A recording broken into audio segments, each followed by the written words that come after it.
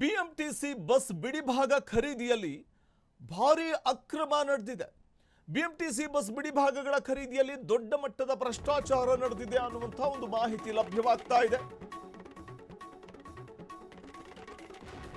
BMTC bus ಬಿಡಿಭಾಗಗಳ ಖರೀದಿಯಲ್ಲೂ ದೊಡ್ಡ ಮಟ್ಟದ ಅಕ್ರಮ. ಬಸ್ಗಳಿಗೆ ಅಗತ್ಯವಿಲ್ಲದಿದ್ರೂ ಬಿಡಿಭಾಗಗಳ ಖರೀದಿ ಮಾಡಲಾಗಿದೆ. ಪ್ರಾಥಮಿಕ ವರದಿ ಆಧರಿಸಿ 8 ಮಂದಿ ಅಧಿಕಾರಿಗಳು ಹಾಗೂ ಸಿಬ್ಬಂದಿಯನ್ನು ಅಮಾನತು ಮಾಡಲಾಗಿದೆ.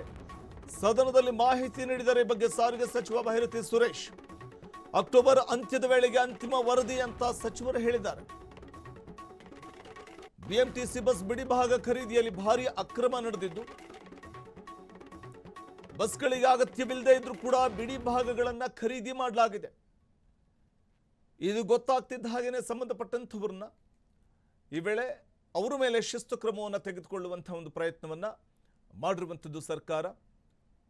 ಪ್ರಾಥಮಿಕ ವರದಿಯನ್ನು ಆಧರಿಸಿ ಈಗಾಗಲೇ 8 ಮಂದಿ ಅಧಿಕಾರಿಗಳು ಹಾಗೂ ಸಿಬ್ಬಂದಿಯನ್ನು ಅಮಾನತು ಮಾಡಲಾಗಿದೆ. ಸದನದಲ್ಲಿ ಈ ಬಗ್ಗೆ ಮಾಹಿತಿಯನ್ನು ಕೊಟ್ಟಿದ್ದಾರೆ ಸಾರಿಗೆ ಸಚಿವ ಭೈರತಿ ಸುರೇಶ್.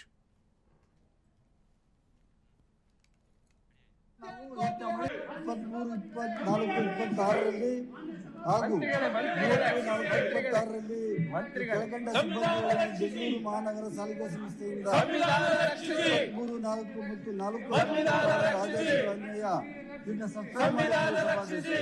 ಸಸ್ಪೆಂಡೆಡ್ ಪ್ರತಿಗಳು ಈಗಾಗಲೇ ಅನುಬಂಧದಲ್ಲಿ ಸಭಾಧ್ಯಕ್ಷರೇ ಈ ಎಷ್ಟು ಸರ್ಕಾರಕ್ಕೆ ಎಷ್ಟು ಲಾಸ್ ಆಗಿದೆ ಅನ್ನೋದನ್ನ ಫೈನಲ್ ರಿಪೋರ್ಟ್ ಬಂದ್ಮೇಲೆ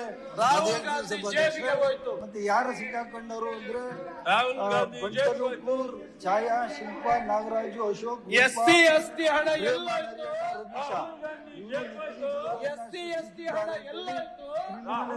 ಕೊಟ್ಟಿದ್ದಾರೆ. ಇಲಾಖೆ